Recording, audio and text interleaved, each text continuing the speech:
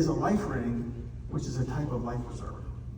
So they just don't know it yet, but it is so much. And the other part is we're moving from crisis management and deficit-based thinking to asset-based thinking, and it's stewardship. When you take care of a garden, if you prevent things by taking the weeds out, but you preserve things by watering and feeding and all those different things, that's what I'm just asking us to switch. Because suicide prevention, in my estimation, as both a survivor and somebody who's done 1,000 talks around the world, it's become more of a transaction-based existence. Okay, well, you stop somebody from killing themselves, well, then what? Preservation implies it's an ongoing responsibility. It's an ongoing opportunity to stay connected. So changing the narrative, we're deepening our understanding, because the opposite of fear isn't calm. The opposite of fear is understanding, because the more I understand, the less I fear. Sun Tzu in The Art of War says, you don't want to fight your enemy, you want to understand your enemy. It also says, you have to be deceptive. I want to change how we deal with this. And so the next steps is this whole thing called connection. This is the most therapeutic thing that I do in my life every day. And it's what Brené Brown says. I define connection as the energy that exists between people when they feel seen, heard, and valued, when they can give and receive without judgment, and it derives strength and sustenance from the relationship. How could you?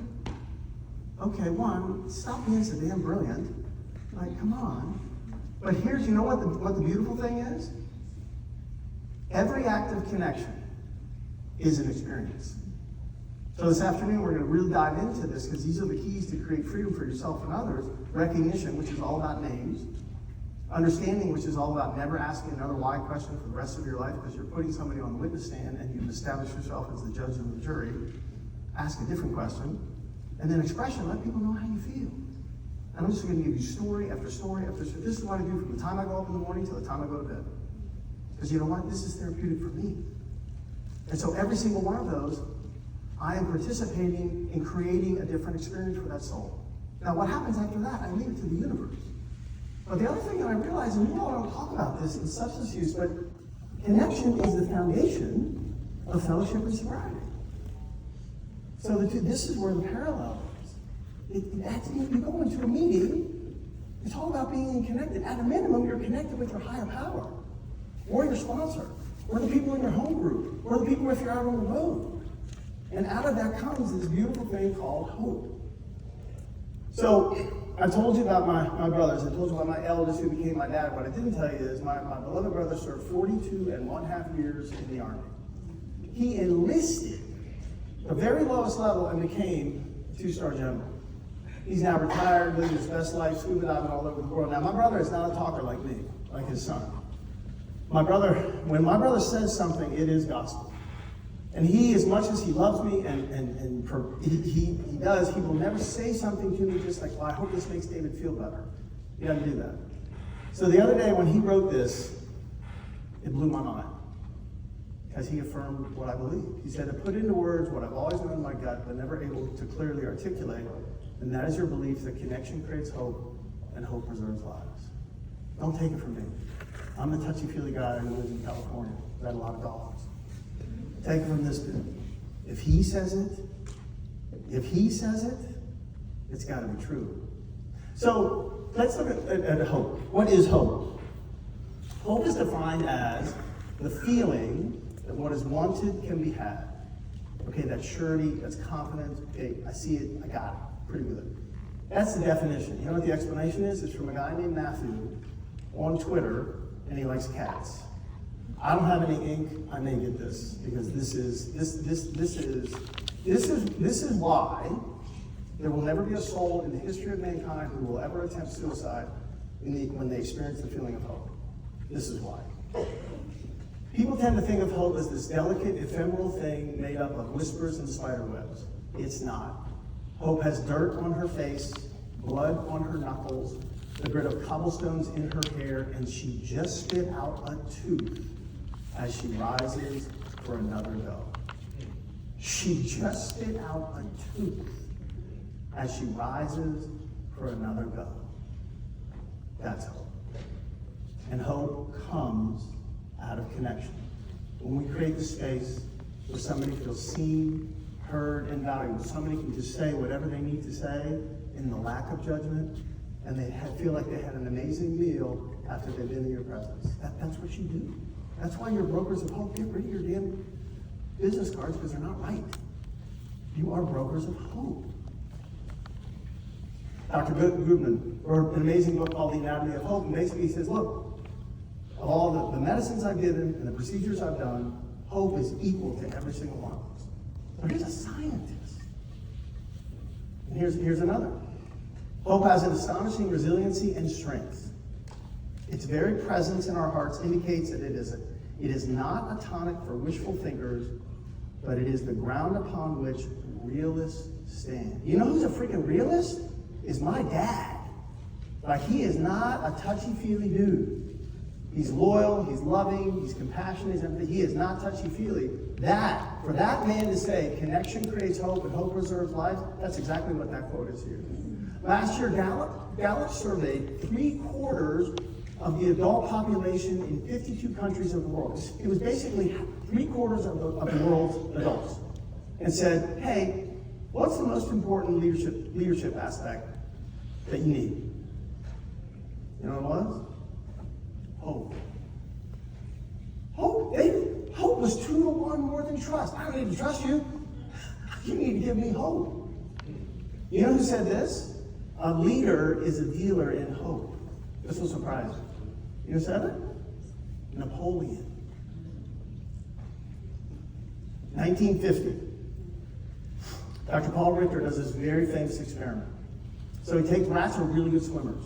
Takes a rat, puts it in a container of water, times how long could the rat swim before the rat, in medical terms, expired.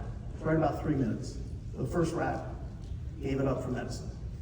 Second rat, in the water, at that critical moment, when he's about to drown, Dr. Richter takes him out of the water, dries him off, holds it like a puppy, puts it on a solid surface, gives it food and water, and then puts it back in the water. And wanted to see, in effect, does hope float? Because what did the doctor do? He made a connection with him. I see you, I hear you, I value you, I rescue you. A rat can think based on the experience. A rat can feel. A rat has the physiology to do something. So interesting, here's the data. 3 minutes, 60 hours, 2.5 days. So, it'd be interesting. If that worked for a rat, think it could work for a human? So, here's my theory. Behavior is influenced by belief. Belief is influenced by experience. Connection is an experience. Connection creates hope. Hope preserves life. So then, connection becomes life's tool of preservation. So, I don't believe in the signs that we're taught to look for. They don't exist. So what I'm going to ask us to do is just to say, look, everybody, just give it to everybody. Because even if somebody's doing well, you just help them be weller. And if somebody's hurting, then you help them to be better. And then you know who gets to benefit the most? You, me. Because we're the conduit.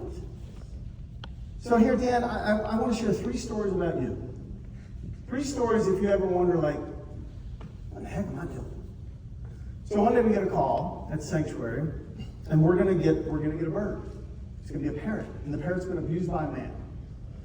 So we're like, okay, and we have a great room, and there's an armoire, so it's perfect. The parrot's name is Kia, and we even have a mirror. I guess you put those up for birds.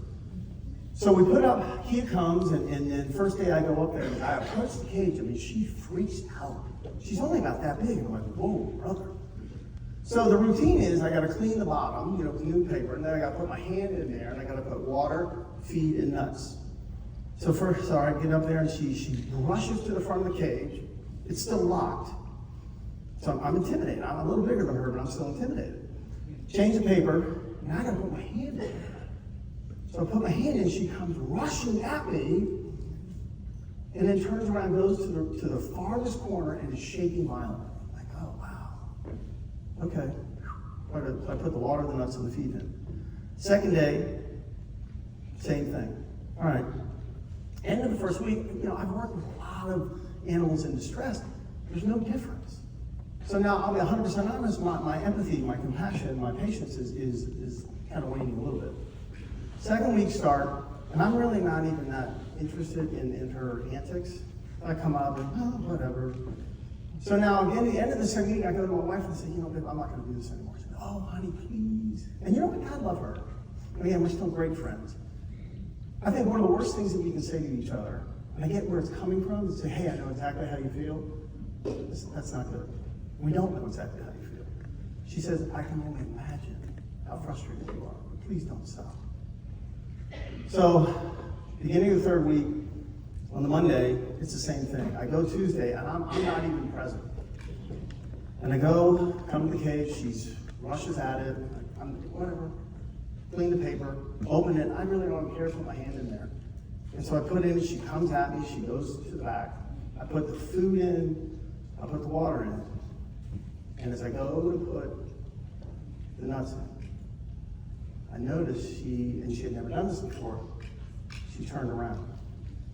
Now what was interesting was, I had no feeling to pull my hand back, which was bizarre.